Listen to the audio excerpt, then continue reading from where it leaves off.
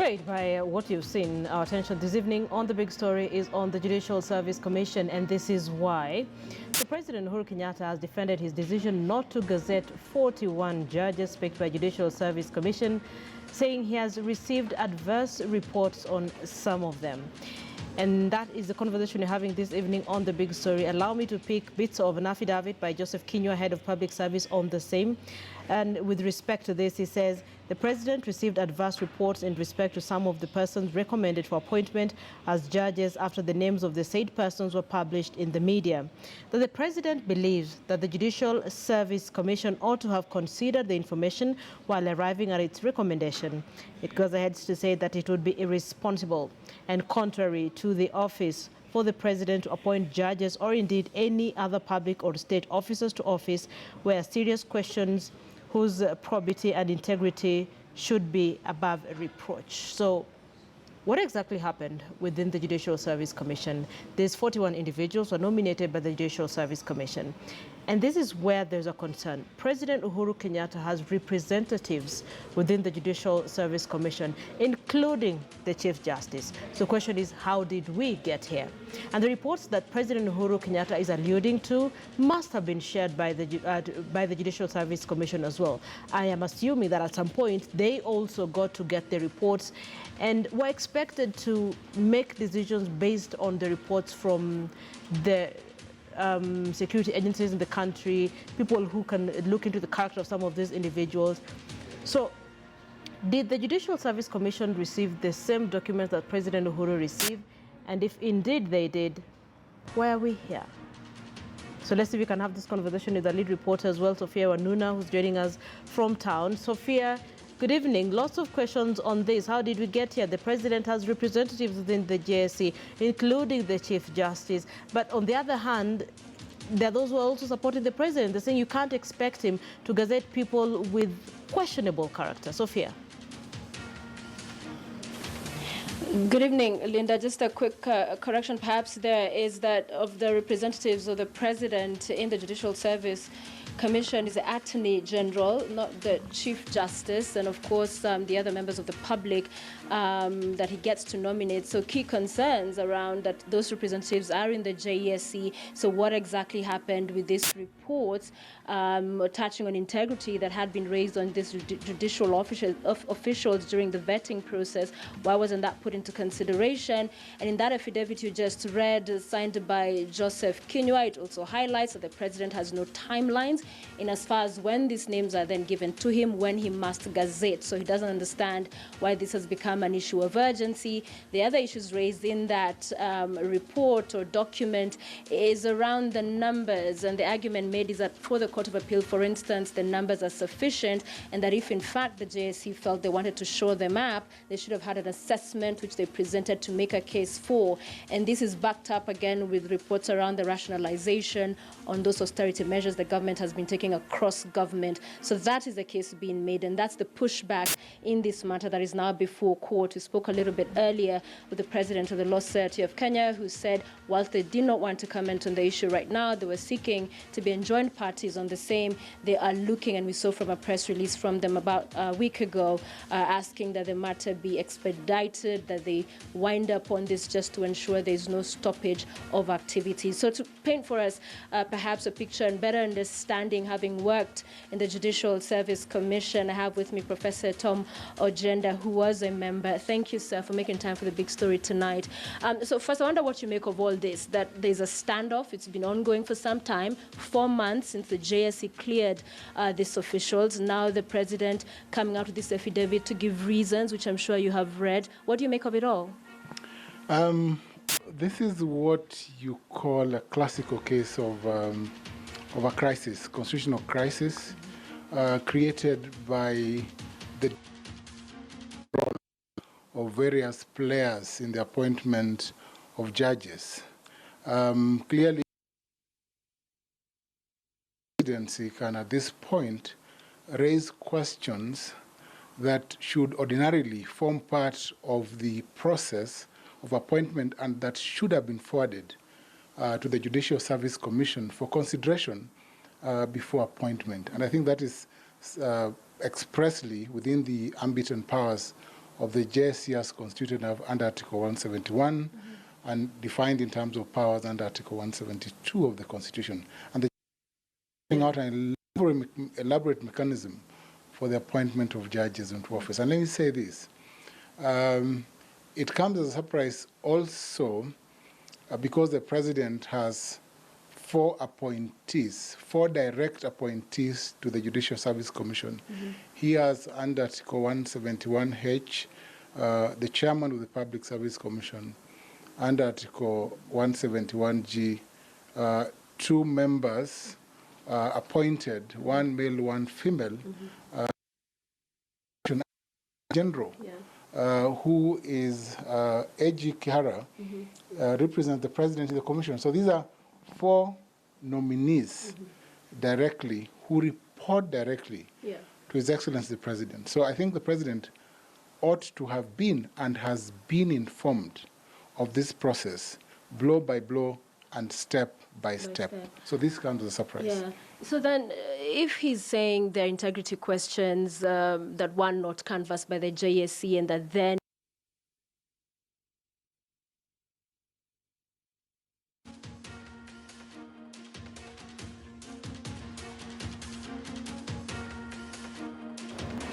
All right, you are watching The Big Story. Thank you for staying with us. My apologies. We seem to be having some audio issues and technical issues with Sophia's link. Give us a few minutes as we try to sort it out. But we are talking about the issue of President Uhuru Kenyatta defending his decision not to gazette 41 judges picked by the Judicial Service Commission. And Tom Ojenda there at the beginning of that conversation with Sophia Anuna says, this is a crisis. This is a constitutional crisis. And it doesn't really make sense because the president has representatives, direct representatives in the Judicial Service Commission, and it doesn't understand how we even got here in the first place. So let's have this conversation with Danstan Umari, who's at our City Center studio, and Duncan Okach as well, who's here in our Mombasa Road studio. Danstan, let me begin with you. So Tom Ojenda seems to think this is a constitutional crisis. We shouldn't even be here in the first place. I mean, the president has representatives in the Judicial Service Commission. How did we get here? We are here because we ought to be here. The reason being that these are politics, these are serious politics, and these will remain serious politics. When you look at what is happening, the president's explanations as to how we are where we are does not really make any logical argument. In the first case, 4 direct nominees of his sit at the JSC. The Attorney General, the principal legal advisor to the president, sits at the JSC. What has he been advising? 2, the principal legal advisor, the Attorney General, is a former Court of Appeal judge. He understands how judges are appointed.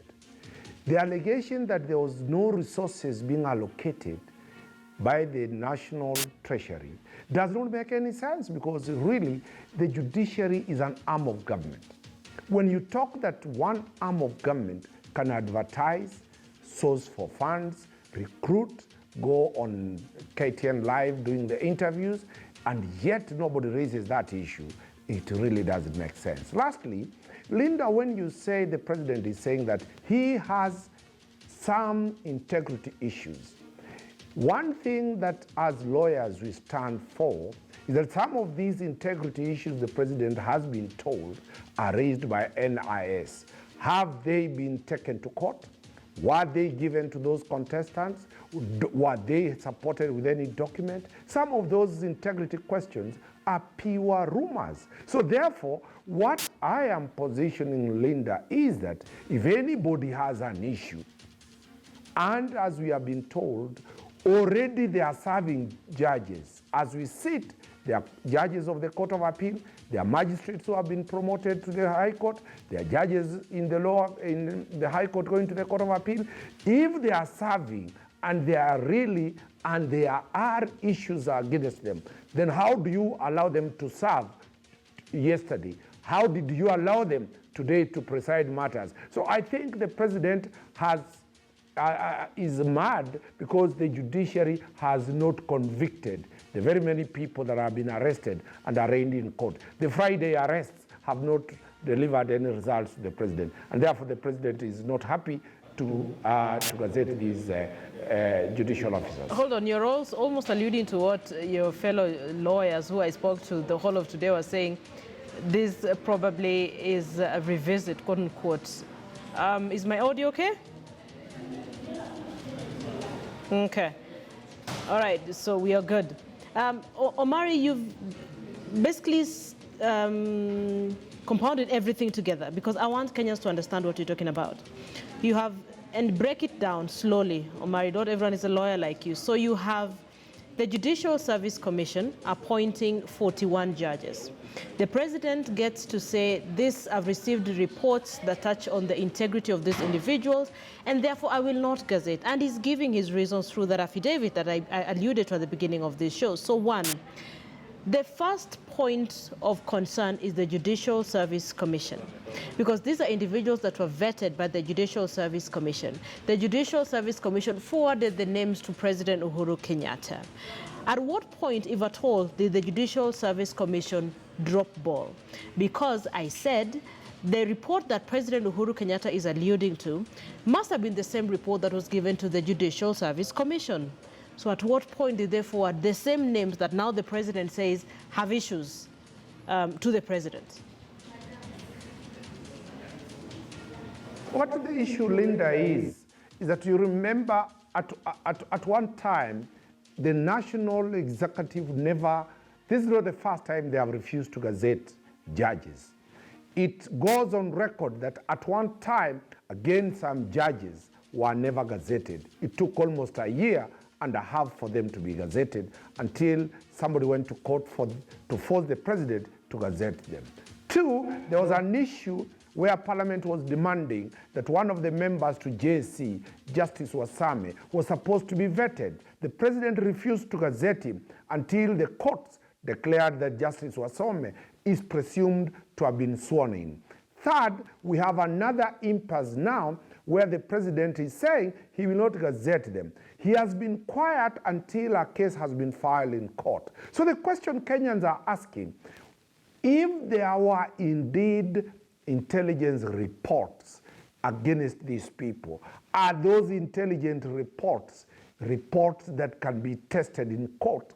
Remember, Chapter 6 is not about reports that cannot be verified, that cannot be tested.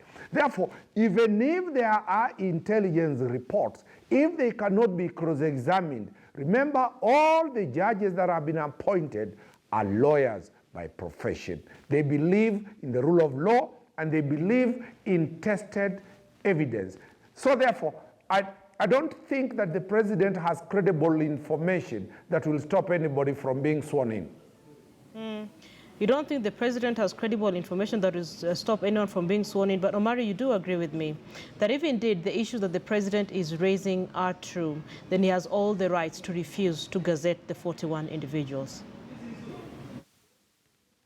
I totally agree, but the question is, has he presented that in his evidence? Has he presented that Justice Omari has this allegation? Has he presented that Lady Justice Linda Ogutu has done this thing? It is a generalized evidence. No, Omari, hold on. You see, you haven't seen the evidence. I have not seen the evidence. Burden of proof now shifts to the president. So until and unless we see the evidence that he's referring to, then we cannot make that independent decision or conclusion here. But allow me now to bring back Sophia Wanuna from our City Center studio. Sophia, I am hoping this time we can hear you. Yes, I can hear you, Linda. Apologies for that signal freeze a little bit earlier. But to proceed with our conversation here with Professor Tom Ojenda, we had addressed the point of just what all of this means. But Prof, to bring it back to you, so there's reports that this perhaps was intelligence report from the presidency on questions around certain of those officials. In your experience, when you have interviewed in the past in JSC, other judicial officers, when the presidency has presented this kind of, if it's intelligence reports or whatever other integrity questions, is there detail to it, or is it there are questions on this person and no clarification or detail on the same? Sophie, I'll tell you this. With respect to the current hiring, as early as the time before the Attorney General came to the JSC, before he became Attorney General, when he was President of the Court of Appeal, he had already submitted the need for more judges to the Court of Appeal. He recommended a minimum of 9 judges to be appointed. At the time, I was at the Judicial Service Commission. So the need, let me answer to the need. The need for judges in the Court of Appeal and in the High Court is dire. It is dire because we do not have the Nyeri bench sitting now because we have no judges. The Nyeri bench serves Nakuru. It cannot sit. And the crisis is so grave because by end of year, Judge Githinji, Judge Waki, Judge Vishram will retire. So we'll have 3 more vacancies. And this is information that we knew when we were at the Judicial Service Commission. So it cannot be said at this point, number one, that there is no funding to hire judges, but number 2, that there was no plan. Because the former president of the Court of Appeal, now the Attorney General Kihara, sits in the Judicial Service Commission. Yeah. That's but the president outlines the 12 judges in the Court of Appeal as sufficient numbers in law. No, they're not sufficient. I practice in the Court of Appeal, and I know that the Court of Appeal in many instances is unable to raise quorum. And those judges in the Court of Appeal, who are excellent judges, are overworked. I'll tell you that for a fact. But let me go to the second question. Yeah. At what point did the JSC know about these questions? Often in the hiring calendar of the JSC, we have timelines. Once advertisements are made under the JS Act, we have a time frame within which applications are made, 21 to 30 days. After that period, once applications come, then the JSC will invite complaints or will invite anything from members of the public to submit to the JSC so that the JSC would then consider any adverse complaints or adverse questions raised in respect of every candidate.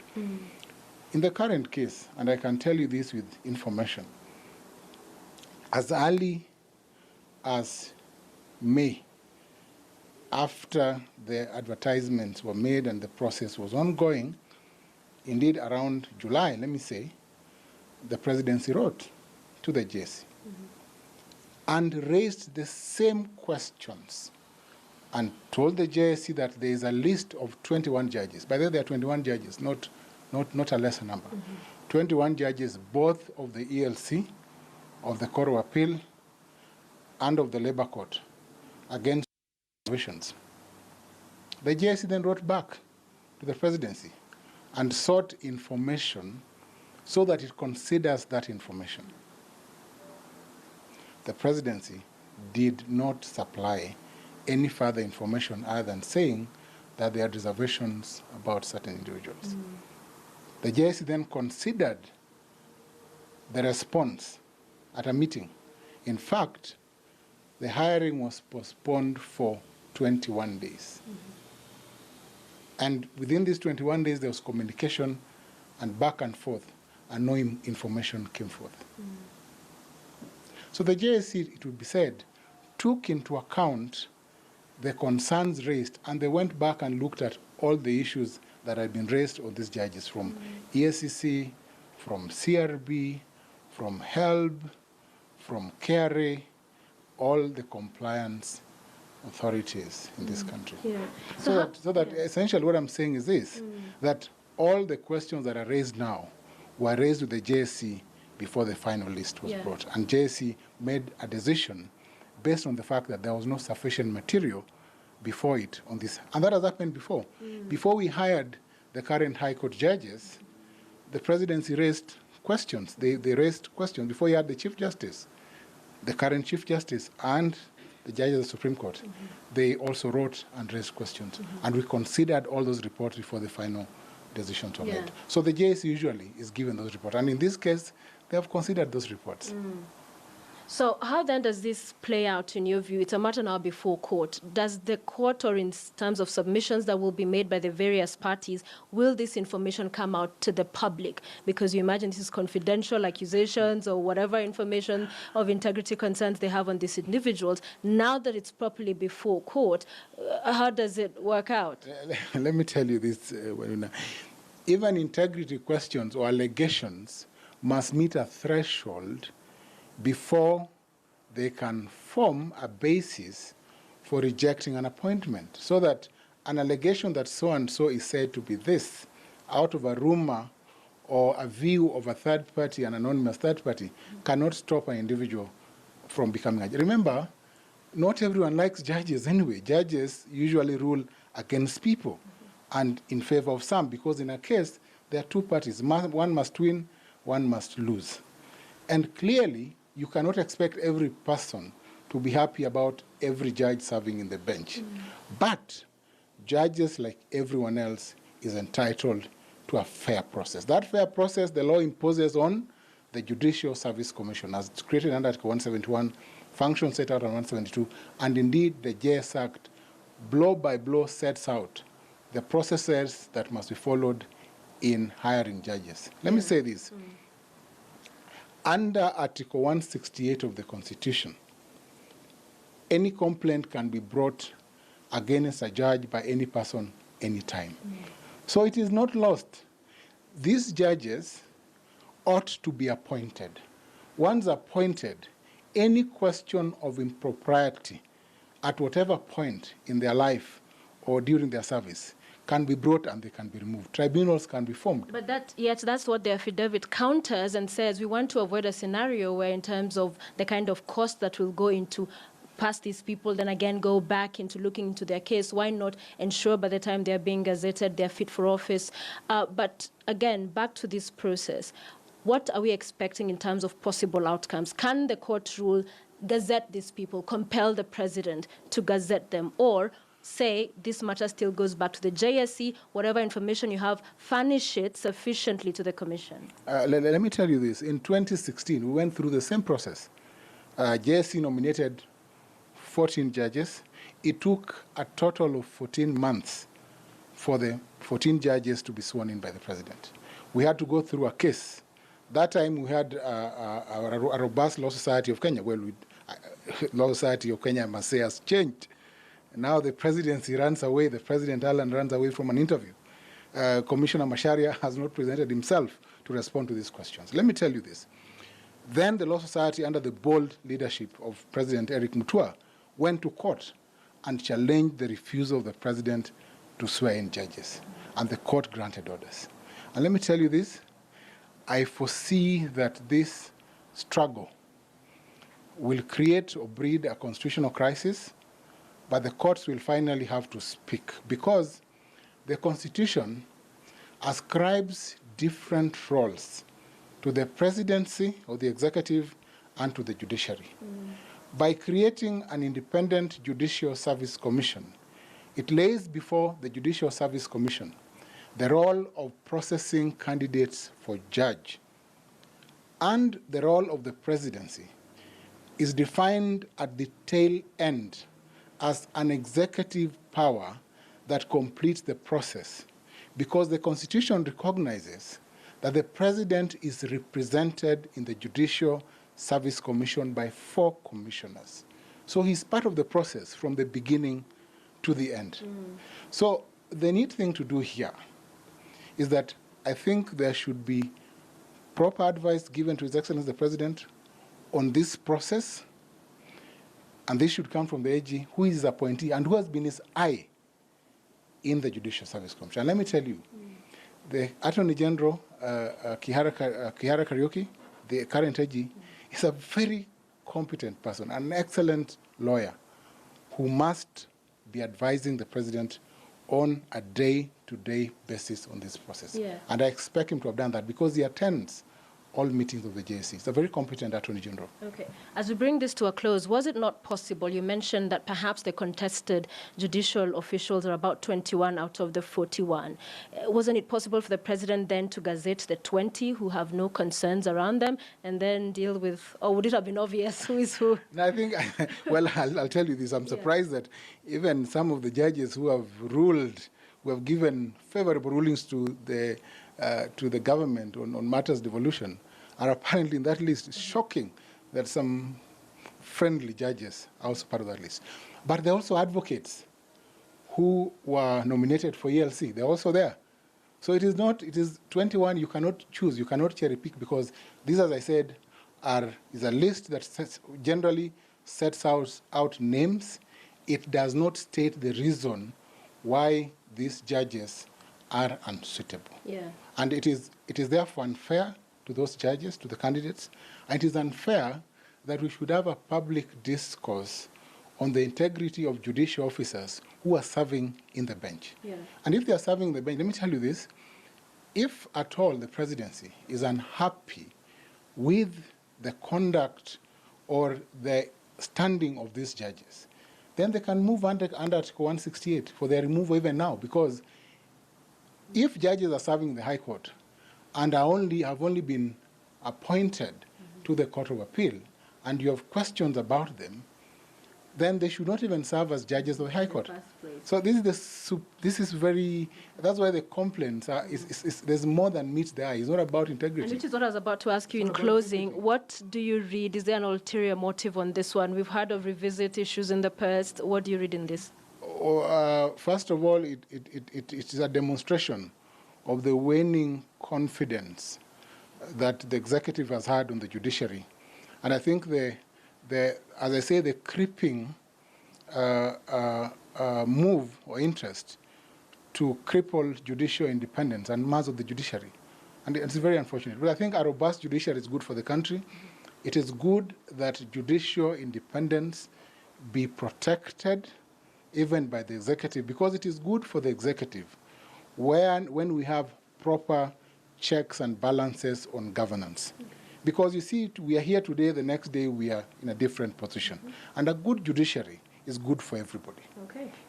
Okay, well said. Thank you. Thank you very much. Professor Tom Ojenda saying it as he sees it tonight on that impasse between the JSC and the presidency. How all this will play out is a matter of time. The matter is now before court. The big story is taking a